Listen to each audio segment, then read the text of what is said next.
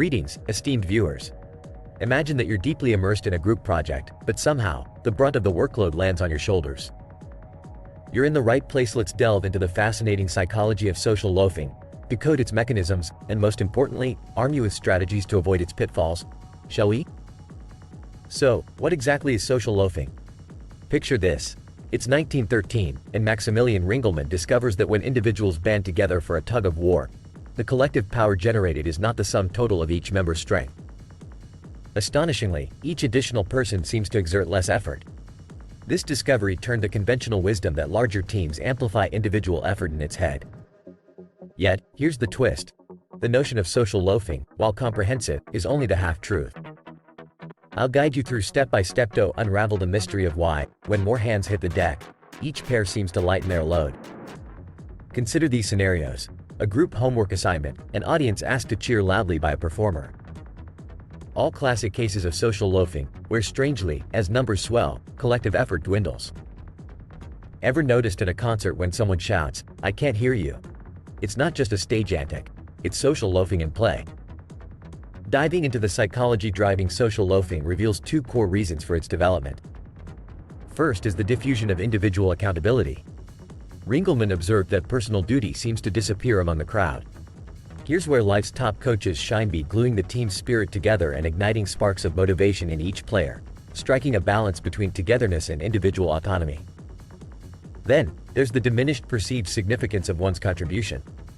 When a member feels that their input is but a drop in the ocean, especially in larger groups, they tend to coast, letting the group's momentum carry them instead. This echoes in daily life, from hesitating to volunteer to voter apathy. Sometimes, individuals don't recognize their own worth or don't even realize they're loafing. Now, a divide often emerges between groups within a team. This us versus them mentality can be prevalent in student group assignments, but it's a universal phenomenon, one we encounter across all strata of life. With the groundwork laid, let's transition into actionable strategies to counteract social loafing, fueled by motivation. Our mantra here: collaboration, content, and choice offers a refreshing, community-oriented approach over cutthroat competition, fostering group dynamics, especially during collaborative endeavors. Under collaboration, delegate meaningful tasks to each member, leaving no hiding spots, but fostering accountability. Transferring the team's worst loafer to record and distribute meeting minutes could be a game-changer. Onto content, the key here is task significance and alignment with personal strengths. Say, an extroverted individual might thrive leading lively brainstorm sessions. Matching tasks to talents not only motivates but showcases each person's unique capabilities. And then, there's choice. Grant team members the power to choose signals trust and responsibility, making non-contribution far less appealing as their chosen task becomes a personal commitment. So, although social loafing might initially present as a productivity barrier, tackling it with our 3 C's: collaboration, content, and choice lays a robust foundation for leaders managing teams. As we wrap up, remember, teams thrive not through top-down mandates but via each member's passion and self-initiative. Each individual should be propelled by their internal drive, not just directives from above. I trust this exploration into the world of social loafing has enlightened you on its inner workings and equipped you with tools for effective management. Before we part, if this video sparked even a hint of curiosity or insight, consider subscribing to stay ahead of the curve in the realm of psychological dynamics. Hit the notification bell, and you'll cement your path to elevating teamwork and personal productivity. I urge you to consider, which of these anti-social loafing measures will you adopt in your life's myriad group endeavors? Drop a comment with your action plan. Thank you, diligent viewers, for investing this time with us. Should you find distinct value in our content, feel free to extend your appreciation via tip. Details reside in the description. Until our next compelling session, keep striving, keep excelling. Greetings, fellow seekers of understanding. Ever wonder why certain social scenes unfold the way they do, why people act in contradictory manners, or what triggers our daily choices? Welcome to a world where every interaction is a clue to the puzzle of human behavior: social psychology. In this expansive journey, we'll uncover the origins, theories, and influential experiments that have molded social psychology into the fascinating discipline it is today. So settle in, and let's delve into the intricate tapestry of the human psyche and society's undeniable sway over our actions. To initiate, social psychology is the scientific investigation into how we, as humans, think, feel, and behave in social environments. It posits that our actions are always situated within a social backdrop, suggesting that each decision, whether private or public, is shaped by the collective influence. This fascinating field of study became particularly resonant as we faced a global crisis that tested the limits of our collective spirit and individual decision-making. Historically, the investigation into the societal impact on behavior dates back to ancient philosophers like Aristotle, who pondered the uniqueness of human societies and our separation from other species through language and laws. However, empirical validation of these early musings through experimentation became a cornerstone of social psychology towards the late 19th century. One of the pioneering studies by Norman Triplett in 1895 unveiled the social facilitation effect, showcasing that children worked faster in the presence of their peers. This breakthrough drove more interest in how society draws out distinct behaviors from us. The field burgeoned through the turbulence of world wars and societal upheaval, magnifying inquiries into the darker aspects of human conduct. These concerns engendered landmark studies that persist in their relevance today. Social psychology is founded on several core principles. Firstly, societal norms guide decision-making and behavior unequivocally.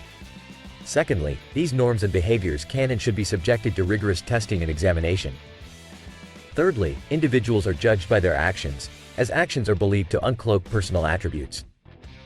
Finally, behaviors are often in the service of goal attainment, traversing the spectrum from basic needs to complex societal standing. Now, onto some transformative theories. Attribution theory scrutinizes how we interpret our actions and those of others, dissecting external and internal factors that influence decision-making. Meanwhile, self-perception theory introspectively examines how we understand our own actions and how this shapes self-awareness, impacting our life trajectory. Social identity theory ventures into the realm of group identification, how we see ourselves as part of varying collectives like cities, professions, or other communities, and how this affiliation influences our interactions and choices. Moreover, cognitive dissonance theory explores internal psychological strife when confronted with conflicting information, highlighting the resilience of pre-existing beliefs.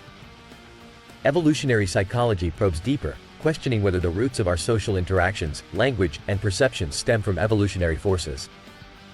This expanding field is gaining more traction, blending historical perspectives with contemporary research to advance our understanding of social behavior. Iconic experiments, such as the Bobo doll, Stanford Prison, and Milgram studies, have tested the limits of our propensity for aggression, authority compliance, and ethical boundaries.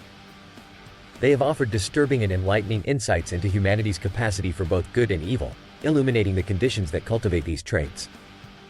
But, my friends, remember, this merely skims the surface. Social psychology encompasses a multitude of insights, encompassing theories like the bystander effect, triangular theory of love, and social learning theory.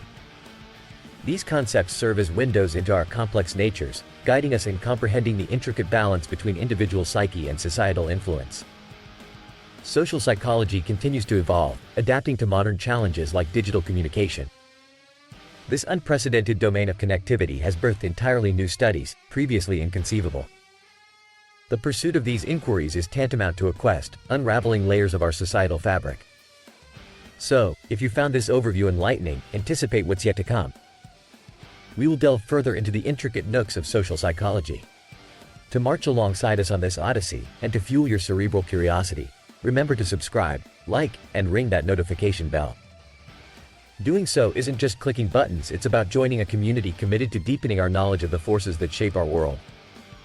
And before you venture back into the wilds of your everyday life, take a moment to pause and reflect. Which insights from today's exploration will you incorporate into your life? Share your forthcoming actions below. For those who discovered value here and wish to express gratitude, a gesture proportionate to the enlightenment you've garnered is welcome. Should you feel the inclination, you will find the means to do so in the description. Until next time, my fellow thinkers, remain inquisitive, unrelenting in your pursuit of wisdom, and let's continue nurturing understanding in this modern life. Thank you, and I'm eager to accompany you on the next installment of this ever-unfolding journey.